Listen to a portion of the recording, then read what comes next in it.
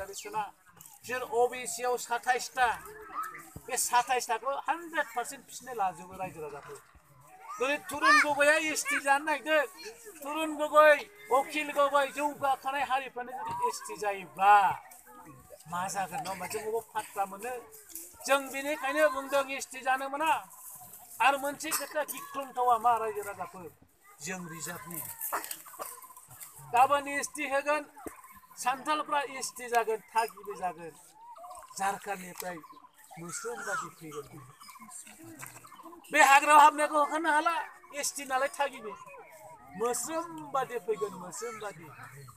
बर'नाथ' अबाव मोस्रोम बादि फैनो जामगासिनोसो दं नंगौना नङा होमबा मा जागोन गाबोन एसटियानो जाबाय मोस्रोम बादि फैबाय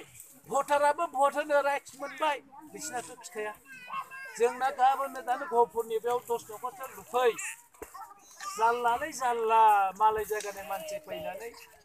मा डिस्टार्बसो खालामबानो होखारबावगोन मानसिखौनो बुङै बुङैनो पुलिस अफिसारफोर माने सरकारनि मानसिफ्रा मोनथिलायगोन सावथालफोरनि बेखौनो मिथिया खोनाखाया मोनथिगोन नामा भटार जाजोबगोन आरो मा जागोन बे बिटिसिआ 5,000 मानसि थैनानै मोननाय 5,000 मानसिनि अबदान नोंथांमोननि अबदान बाव 12 नं गुंखायाव अनेक जाथाय जालांदों मोनसे समाव नोंथांमोनाबो मिथिगौ नङा होमबा आर्मि पुलिसनि ख्राब मोजाङै थानो मोनाखै नोंथांमोन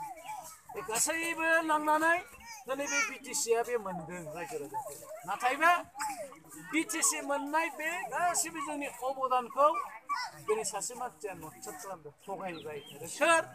हाग्रामा महिलारि बेनिखायनो जों बुंदों रायजो राजाफोर दिल्लीयाव जोंनि दैदेनगिरिफ्रा एसटि होनाङा आरो होननानै रायलायहैबा हाग्रामा महिलारिया बुङो एसटिखौ होनांगौ जर जबस्ति जेब्ला रायजो सभायाव बिलखौ लाबोनानै बुंनो होयो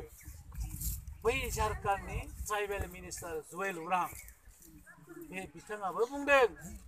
जोंनि दैदेनगिरि रायलायहैबा बिथाङा बुंदों मा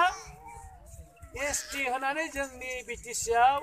आसामाव सान्थालफ्रा मा मोननो जोंनो झारखन्डआव धंस जासिगोन आं बाव होहोनायाव गैया जोंनि प्रमद बर' उरखावगोरा ब्रह्म दानि बिजाथि एनडिएफबिनि सेक्रेटारि गबिन्द बसुमतारी बिथांमोना थांनानै रायलायनायाव बिथांमोनजों आंबो जाहोनाव गैया आंबो नोंथांमोनजों भट मानो झारखन्डआव फिसा फिसा जाथि थिलि सिलि अनेक गोबां दं जाबाय बिथांमोना एसटि बिगासिनो दं जोंनाव एसटि बा बिसोरबो एसटि जायो झारखन्डआव गावसोरनो सेस जाखायो दा बिथाङा बुंदों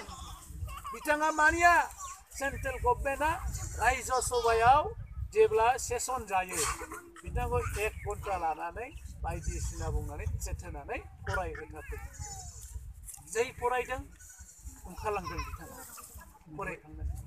जोंना नाथायबा बेयाव रायजो सभायावथ' एमपि दं बिश्वजित दैमारि हाग्रामा महिलारिनि बाबुनि एमपि नङा होमबा बिथाङा गल' थाबाय जेबो बुंदिया बर' जाथिनि थै दंमोनबा बिथाङा बुंनांगौमोन मानो बुंदिया जाथियानो सेस जानोसै बिथाङा बुङाखसै दिल्लीनिफ्राय फैबाय फैनानै प्रमद बर'खौ फन खालामबाय जाबाय जे प्रमद नोंसोर नङाबा जों हाला जाथिया थैजोबसिगोन प्रमदआ बुंदों अब्ला मानो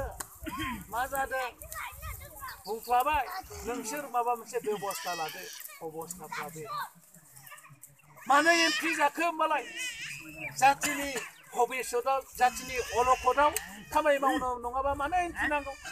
दिनै प्रमिला रानी ब्रह्मनि खोथा आं बुंगोन रायजोफोर बे समस्तिया देबरगाव बिटिसि हिसाबै हाग्रामा महिलारिनिनो समस्ति बै मोनसे गामियाव आं दासो थांनानै नोंथांमोन बादि बिदिनो थुबुर दंमोन ज' रायलायना आं दासो फैदों ब्रह्मपारा बै बिसिमरिनो हौरै थांनानै सावथाल जयपुरनि बे सिदा गामि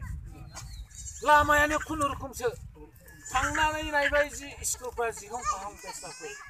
रायलायदों एसे लोंस्रोजोबनाय मानसिफ्रा गामिनि नालाय अनेक रायलायदों आं सानबाय बिराद सैथोबादि सोंबाय जेबोआनो गैया ना स्किम ना मा जेबो मोनथिया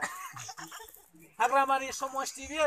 आं बुंबाय आंथ' सानदोंमोन हाग्रामाया दा मिडिया सिडिया बुङो बिटिसिआ जौगाबाय मडेल बिटिसि आं खालामसै नाथायबा अबाव जौगादों नोंथांमोना जौगादोंना